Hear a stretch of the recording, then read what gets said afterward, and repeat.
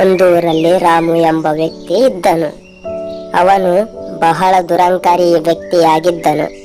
ಒಂದು ದಿನ ಪರಿಸರವನ್ನು ಸುತ್ತಲು ಹೊರಟನು. ನನಗೆ ಯಾವುದರ ಅಗತ್ಯವಿಲ್ಲ, ಊಟ ನೀರು ಏನೂ ಬೇಕಾಗಿಲ್ಲ. ಮನಸ್ಸಿನಲ್ಲಿ ಅಂದುಕೊಂಡು ಬಹಳ ದೂರ ನಡೆದನು. ಅದೇ ಸಮಯದಲ್ಲಿ ಒಂದು ಹಲಸಿನ ಮರ ಕಂಡಿತು. ಏ ಮಾನವ, ನನ್ನನ್ನು ತಿನ್ನು, ನೀನು ಬಹಳ ದಣಿದಿದ್ದೀಯ ಎಂದು ಹೇಳಿತು.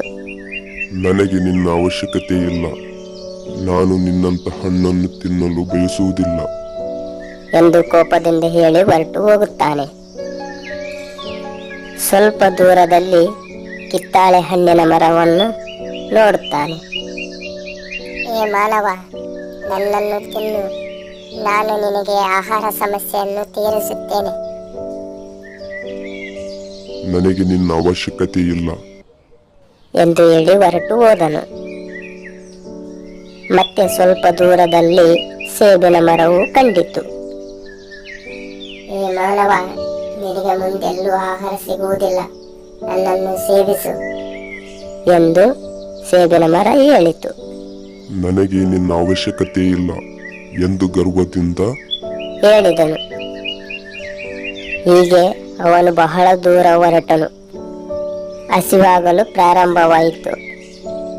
ಅವನು ಇದನ್ನು ನೆನೆಸಿಕೊಂಡು ಗೊಣಗುತ್ತಾ ಹೋಗುತ್ತಾನೆ. ಅಯ್ಯೋ, ನಾನು ಎಷ್ಟು ದೊಡ್ಡ ತಪ್ಪು ಮಾಡಿದೆ. ನನಗೆ ಸಿಕ್ಕಂತ ಅವಕಾಶಗಳನ್ನೆಲ್ಲ ನಾನು ಕಳೆದುಕೊಂಡು ಬಂದೆ. ಈಗ ನನಗೆ ಹಸಿವಾಗಿದೆ ಎಂದುಕೊಂಡು ಅಳುತ್ತಾ ಬರುತ್ತಾನೆ. ಅವನು ಬಹಳ ಹಸಿವಿನಿಂದ ಬಳಲುತ್ತಿರುತ್ತಾನೆ. ಅಯ್ಯೋ ದೇವರೇ, ನೀನು ಕೊಟ್ಟಂತ ಅವಕಾಶಗಳನ್ನೆಲ್ಲ ನಾನು ಕಳೆದುಕೊಂಡೆ. ನನ್ನ ತಪ್ಪು ಅರಿವಾಯಿತು. ನನಗೆ ಈಗ ಹಸಿವನ್ನು ತೀರಿಸುವಂತಹ ಮಾರ್ಗ ತೋರಿಸು ಎಂದು ದೇವರಲ್ಲಿ ಬೇಡುತ್ತಾನೆ. ದೇವರು ಕೊಟ್ಟ ಅವಕಾಶಗಳನ್ನು ಕಳೆದುಕೊಂಡರೆ ನಾವು ಜೀವನದಲ್ಲಿ ದುಃಖ ಪಡಬೇಕಾಗುತ್ತದೆ.